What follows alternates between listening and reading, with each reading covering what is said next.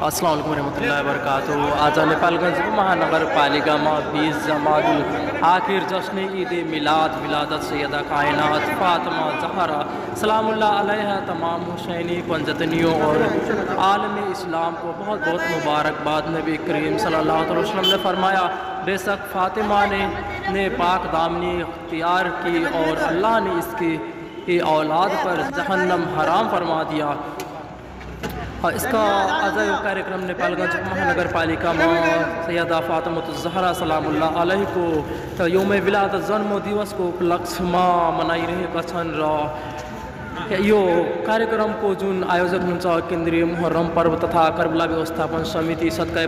पाक समिति नेपालगंज नेपालले चाहिँ यो कार्यक्रम को आयोजना गरेको छ र उहाँको जन्मदिवस को उपलक्ष्य में आज चाहिँ यहाँ विभिन्न प्रकार को खानेकुरा चाहिँ वितरण गरिएको छ